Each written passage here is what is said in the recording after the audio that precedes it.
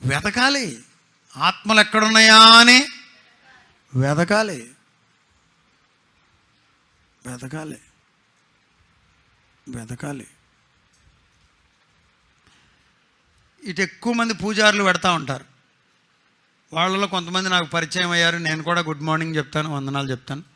వాళ్ళు ఈ మధ్యకాలంలో ఆత్మరీ వందనాలు చెప్తున్నారు. పొద్దున ఒక ఆయన అయితే దీర్ఘాయుష్మాన్ భవ అంటున్నాడు. నన్ను థ్యాంక్ యూ చెప్పాను, మంచిగా కోరుకున్నారని.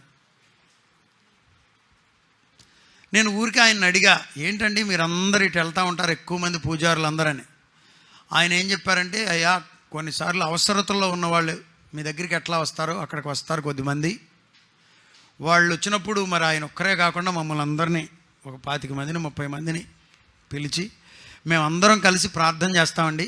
అదే మీరేమో ప్రార్థన అంటారు, మేమేమో పూజ అంటాం. వాళ్ళకి పిల్లలు పుట్టాలని లేకపోతే వాళ్ళ అవసరం తీరాలని. ఆశ్చర్యం వేసింది నాకు. చూసారా చూసారా వాళ్ళలో ఒక ఆయన ఆపాడు, పొద్దున ఇంకొక ఆయన ఆపాడు, మీరు ఎక్కడుంటారు సార్, హైదరాబాద్లోనే ఉంటారా అంటున్నాడు. నన్ను కాదండి మాలోనే ఉంటాను నేను, ఇక్కడేనండి, నన్ను పరిశుద్ధరాజు అని అంటారని చెప్పి. ఓ మీరేనా పరిశుద్ధరాజు గారు అంటాను. యేసయ్య రక్షకుడు అని చెప్పడానికి తట్టండి, వెతకండి. చేస్తారా? వెతికితే పైకి వస్తారా? జీవితంలో మీరు సమయాన్ని వ్యర్థపుచ్చుకోకుండా ఏం చేయాలి చెప్పండి? వెతకాలి. ఉదాహరణ చెప్తా.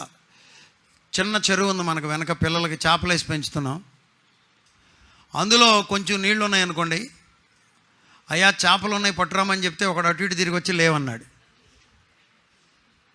ఇంకొకడిని పంపించా, ఆడు కష్టపడి తోడి అందులో నుండి 10-12 కొరమేళ్ళు తెచ్చాడు. వాస్తవంగా మేము 10-12 కేజీలు కొరమేళ్ళు వేసాం అందులో. కానీ కొరమేను అంత తేలిగ్గా ముందు వెళ్ళినోడేమో అసలు లేవన్నాడు, రెండోవాడేమో 12 తెచ్చాడు, మూడోవాడు అన్నింటినీ తోడించి మొత్తం అందులో ఉన్నాయన్నీ పట్టాడు. ముగ్గురికి తేడా ఉందా లేదా? చదువులోనైనా అంతే, పరిచర్యలోనైనా అంతే, పనిలోనైనా అంతే, జీవితంలోనైనా కుటుంబంలోనైనా అంతే. పిల్లలు బాగా గుర్తుంచుకోవాలి. ఒక అమ్మను పంపిస్తే, బాపూజీ తెలుసుగా, సేవకుడు బాపూజీ, మనమే పెంచాం, తండ్రి చచ్చిపోతే తల్లి వదిలేసింది. ఎదిగి సేవకుడు అయ్యాడు, సంతోషం. పాటలు రాస్తున్నాడు, సంతోషం. వీడియోలు చేస్తున్నాడు, సంతోషం. పాస్టర్ గారు గొప్ప పని జరుగుతుంది, దేవునికి స్తోత్రం. బాపూజీ వాళ్ళ నాయనమ్మ చెప్పింది, మాకు బంధువు ఆమె, ఇక్కడ తాతయ్య ఉండేవాడు కదా, వాళ్ళ అన్నయ్య గారు పెద్ద ఆయన, అయ్యా నా ఒళ్ళంతా ఇరిగిన ఎముకే కానీ ఎరగని ఎముక లేదని చెప్పింది. అట్లా కొట్టేవాడంట భర్త. అయినా కాపురం చేసింది, బిడ్డలను కంది, పెంచింది, పెద్ద చేసింది, ప్రభువులో పోరాడింది. ఆయన ఒకప్పుడు మరి చాలా మూర్ఖంగా ఉండేవాడు, కమ్యూనిస్ట్ సిద్ధాంతాల్లో తిరిగేవాడు. వడ్లమూడి కుటుంబరావు గారికి నేను రైట్ హ్యాండ్ అనేవాడు. అప్పుడు వాళ్ళు తెలిసిన వాళ్ళకి తెలుసు. కొండవరం రాఘవులు గారంటే ఆ ఏరియాలో తెలియని వాళ్ళు ఉండరు. కానీ ఆయనకి కాపురం చేయడం మాత్రమే కాదు, బిడ్డలను పెంచడమే కాదు, మరి ఆయన్ని ప్రభువులోకి నడిపించింది. అర్థమవుతుందా మీకు?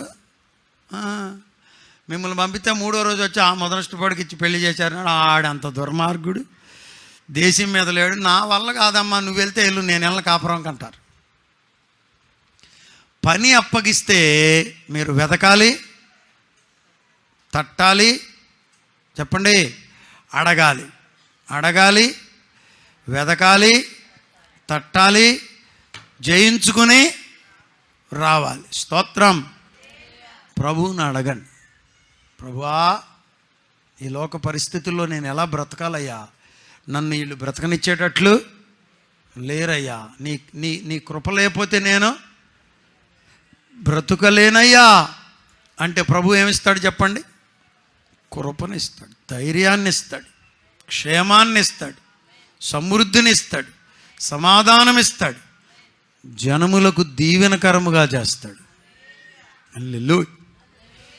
అందరూ లేచి నిలబడండి. కాసేపు మనం ప్రభువులో వెతుకుదాం, ప్రభువును అడుగుదాం, ప్రభువులో తడదాం. ప్రభువా మీ కృప చూపండి అని అందరూ లేచి నిలబడండి. కొంచెం అలర్ట్గా ఉండి త్వరగా లేచి నిలబడితే మంచిది. స్తోత్రం.